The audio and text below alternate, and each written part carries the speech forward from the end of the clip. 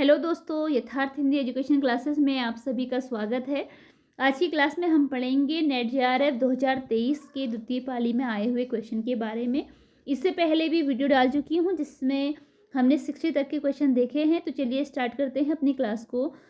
पहला प्रश्न है कि साधारणीकरण न तो आश्रय का होता है न आलंबन का होता है, अपितु यह कवि अनुभूति का होता है। साधारीकरण के संबंध में यह कथन निम्नलिखित में से किसका है?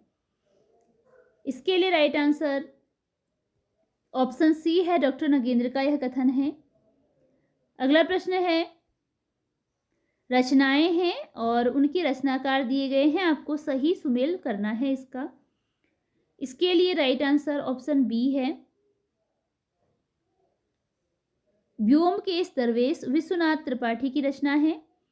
कलम का मजदूर, यह रचना है मदन गोपाल की। घर का जोगी जोगड़ा, यह रचना है काशीनाथ सिंह की। आवारा मसीहा, यह रचना है विष्णु प्रभाकर की। अगला प्रश्न है, बच्चन सिंह किस कहानी का पात्र है? राइट आंसर ऑप्शन डी है, राजा निर्बंसिया का पात्र है। संस्कृति और सौंदर्य निबंध मूलतः निम्न में से किस रचनाकार पर आधारित हैं? संस्कृति और सौंदर्य निबंध मूलतः किस रचनाकार पर आधारित हैं? Option A, Hazari Prasad Dwivedi. संवत 1955 में उन्होंने उपन्यास मासिक पत्र निकाला और द्वितीय उत्थान काल के भीतर 65 छोटे बड़े उपन्यास लिखकर प्रकाशित किए। आचार्य शुक्ल का यह कथन किस उपन्यासकार के बारे में है? राइट आंसर ऑप्शन बी है, किशोरी लाल गोस्वामी के बारे में है यह कथन। राजनीति ही मनुष्यों के लिए सब कुछ नहीं है, राजनीति के पीछे नीति से भी हाथ न धो बैठो, जिसका विश्व मानव के साथ व्यापक संबंध है। राजनीति की साधारण छलनाओं से सफलता प्राप्त करके क्षण भर के लिए तुम अपने को चतुर समझने की भूल कर सकते हो। ध्रुव सामने नाटक का उक्त संवाद किसके द्वारा कहा गया? ऑप्शन डी, मिहिर देव द्वारा। प्रथम प्रकाशन वर्ष के अनुसार रचनाओं को पहले से बाद के क्रम में लगाइए, यानी कि सबसे पहले और उसके बाद की रचनाएं इस तरीके से बताना है। ऑप्शन ए राइट आंसर है इसमें। सबसे पहले आती है रसवती, कुरुक्षेत्र, सामधेनी, रश्मिरथी, उर्वशी। अगला प्रश्न है, निम्नलिखित में से किस पात्र का संबंध चंद्रगुप्त नाटक से नहीं है? कौन सा पात्र है जिसका संबंध चंद्रगुप्त नाटक से नहीं है? राइट आंसर ऑप्शन बी है, जयमाल। इसके अतिरिक्त एलिस, अलका और लीला ये चंद्रगुप्त नाटक के पात्र हैं। अगला प्रश्न है,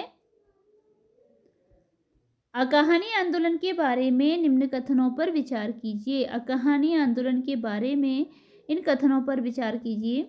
राइट आंसर इसके लिए ऑप्शन बी है, केवल दो, पहला, दूसरा और चौथा इसमें सही है। अकहानी आंदोलन के बारे में पहला, दूसरा और चौथा, पहला, दूसरा, चौथा। अकहानी का मूल स्वर विरोध और निषेध का है, यह सही है। गंगा प्रसाद विमल और रविंद्र कालिया इस आंदोलन के प्रमुख प्रवक्ताओं में से रहे हैं, यह भी सही है।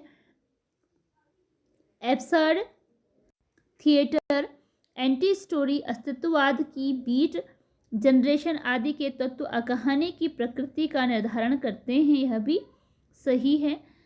अगला प्रश्न है, भारत दुर्दशा नाटक के संबंध में निम्नलिखित कथनों पर विचार कीजिए। राइट आंसर ऑप्शन डी है इसके लिए, पहला, दूसरा और तीसरा। पहला, दूसरा और तीसरा इसमें सही है भारत दुर्दशा के बारे में। इसमें मनोभावों का मानवीकरण किया गया है। इसमें कुल 6 अंक हैं भारत दुर्दशा में और ब्रिटिश राज की निर्ममता एवं शोषण का चित्रण हुआ है। अगला प्रश्न है, थियोसॉफिकल सोसाइटी की पहली शाखा भारत में कहाँ खुली? राइट आंसर ऑप्शन ए है, इसमें मद्रास में खुली थी। निम्नलिखित में से अर्धमागधी अपभ्रंश से किस बोली का संबंध है? कौन सी बोली अर्धमागधी अपभ्रंश से संबंधित है? इसके लिए राइट आंसर ऑप्शन ए है, अवधि का संबंध है अर्धमागधी अपभ्रंश से। रचनाओं के प्रथम प्रकाशन वर्ष की दृष्टि से पहले से बाद के क्रम में लगाइए। राइट आंसर इसके लिए ऑप्शन सी है, तीसरा, फिर दूसरा, फिर पांचवा, फिर पहला और उसके बाद चौथा।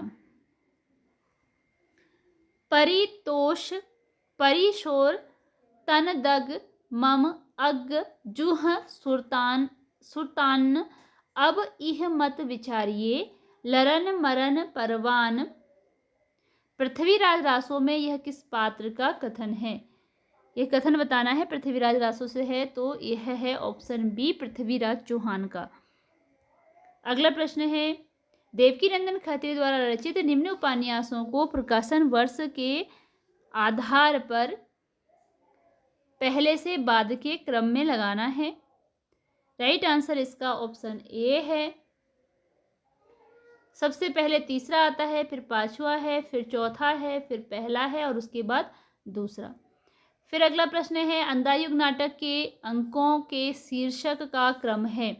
अंधायुग जो नाटक था, इसमें अंक थे, उनका शीर्षक, उसके लिए क्रम ऑप्शन बी है। Right answer option B. तो सबसे पहले कौरव नगरी आती है, फिर है पशु का उदय और उसके बाद आता है अस्थामा का अर्धसत्य, फिर आता है गांधारी का शाप और उसके बाद विजय एक क्रमिक आत्महत्या। निम्नलिखित ग्रंथों को कालानुक्रम में व्यवस्थित कीजिए। काल के आधार से व्यवस्थित करनी है रचनाएं। ऑप्शन सी राइट आंसर है इसके लिए, ऑप्शन सी राइट आंसर है। अगला प्रश्न है, उत्तर आधुनिकता की प्रवृत्ति मानी जाती है। उत्तर आधुनिकता की प्रवृत्ति क्या मानी जाती है, बताना है। राइट आंसर इसके लिए ऑप्शन बी है, पहला, दूसरा और चौथा। पहला, दूसरा, चौथा। अगला प्रश्न है, प्रकाशन वर्ष के अनुसार इन उपन्यासों को पहले से बाद के क्रम में व्यवस्थित कीजिए। पहले से बाद के क्रम में व्यवस्थित करनी है। राइट आंसर ऑप्शन सी है इसके लिए, ऑप्शन सी राइट आंसर है। कंकाल, निरुपमा, भूले बिसरे चित्र, अपने अपने अजनबी, मुर्दा घर। अगला प्रश्न है, साकेत के प्रारंभिक 5 सर्ग किस पत्रिका में प्रकाशित हुए? जो रचना साकेत है, इसके प्रारंभ के 5 सर्ग किस पत्रिका में प्रकाशित हुए? राइट आंसर ऑप्शन डी है, सरस्वती पत्रिका में प्रकाशित हुए थे। सांध्य गीत में संकलित महादेवी वर्मा की कविताएं, सांध्य गीत में संकलित महादेवी वर्मा की कविताएं। राइट आंसर इसके लिए ऑप्शन ए है। तो जो नहीं है वो पूछा गया है। इसमें जो संकलित सांध्य गीत में जो संकलित नहीं है, पहला, चौथा और पांचवा है। पहला, चौथा और पांचवा। इस मैं निर्भरी दुख की बदली, फिर विकल है प्राण मेरे, ये सांध्य गीत में संकलित रचनाएं हैं। मैं निर्भरी दुख की बदली और फिर विकल हैं प्राण मेरे, ये 2 रचनाएं हैं जो कि सांध्य गीत में संकलित हैं। मैं निर्भरी दुख की बदली, फिर विकल हैं प्राण मेरे। अगला प्रश्न है, चंद्रदेव से मेरी बातें कहानी में निम्नलिखित पर व्यंग किया गया है। चंद्रदेव से मेरी बातें में किस पर व्यंग किया गया है? ऑप्शन डी राइट आंसर है, केवल 1, 2 और 4। 1, 2 और 4 अंग्रेजों की पक्षपाती नीति पर किया गया है, प्लेग पर विजय प्राप्त न कर पाने वाली चिकित्सा व्यवस्था पर और लॉर्ड कर्जन की नीतियों पर, इस पर इसमें व्यंग किया गया है। तो ऑप्शन डी इसके लिए राइट आंसर है। अगला प्रश्न है, नीचे दिए कथन दिए गए हैं और आपको उनके बारे में बताना है कौन सा कथन अभिकथन सही होगा इसके लिए। तो राइट आंसर ऑप्शन सी है इसका, कि ए सही है लेकिन आर सही नहीं है। ए है कि प्रयोगवादी कवि ने जिस नए सत्य से शोध और प्रेषण के नए माध्यम की खोज की घोषणा की थी, वह सत्य इसी मध्यम वर्गीय समाज के व्यक्ति का सत्य है। यह सही है। और मध्यम वर्गीय समाज के सत्य की अभिव्यक्ति प्रयोगवाद में पहली बार हुई है, यह गलत है। अगला प्रश्न है, सूची में एक में रचना है और दूसरे में रचनाकार है। आपको इसका मिलान करना है कि किसके द्वारा कौन सी रचना लिखी गई है। तो इसके लिए राइट आंसर है, सीधे मिलान देख लेते हैं। बारिश में भीगते बच्चे, यह रचना है रामदरस मिश्र की। हवा में हस्ताक्षर, यह रचना है कैलाश वाजपेयी की। और बेहतर दुनिया के लिए, यह रचना है विश्वनाथ प्रसाद तिवारी की। कविता में औरत, यह रचना है अनामिका की। ठीक है। बारिश में भीगते बच्चे रामदरस मिश्र, हवा में हस्ताक्षर कैलाश वाजपेयी, बेहतर दुनिया के लिए विश्वनाथ प्रसाद तिवारी और कविता में औरत अनामिका। अगला प्रश्न है, पिता के बारे में उपयुक्त कथन कौन से हैं? तो इसके लिए राइट आंसर ऑप्शन ए है, पहला, तीसरा और चौथा। उन्हें आधुनिक सुख सुविधाओं की चाहत नहीं थी। वे दूसरों के द्वारा लाई हुई चीज़ों की श्रेष्ठता से प्रभावित नहीं होते थे। वे 35 वर्षों तक अखंड केवल रामायण और गीता पढ़ते रहे। निम्न में हिंदी भाषा में सबसे पहले खेला गया नाटक कौन सा है? हिंदी भाषा में खेला गया सबसे पहला नाटक बताना है इसके लिए। इसके लिए राइट आंसर है ऑप्शन डी, जानकी मंगल। ऑप्शन डी, जानकी मंगल। दिन के उजाले में वह गवाह थी, मुजरिम थी, हर चीज का उसमें तकाजा था। अब इस अकेलेपन में कोई गिला नहीं, उलाहना नहीं, सब खींचातानी खत्म हो गई है। जो अपना है वह बिल्कुल अपना सा हो गया है, जो अपना नहीं उसका दुख नहीं, अपनाने की फुर्सत नहीं। यह उदाहरण किस कहानी से लिया गया है? इसके लिए राइट आंसर ऑप्शन सी है, यह उदाहरण लिया है परिंदे कहानी से।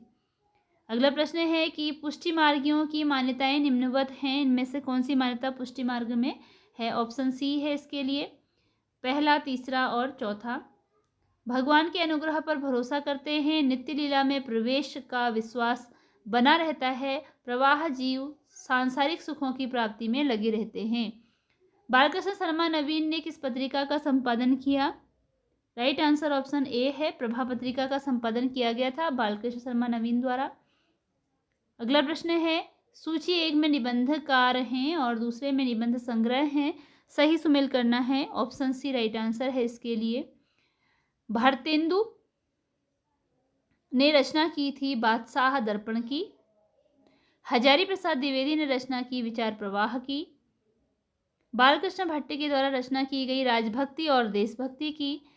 और अध्यापक पूर्ण सिंह के द्वारा रचना की गई थी आचरण और सभ्यता की। इसी के साथ ये वीडियो यहीं पर एंड होती है। मिलते हैं अगली वीडियो में कुछ नए प्रश्नों के साथ। धन्यवाद।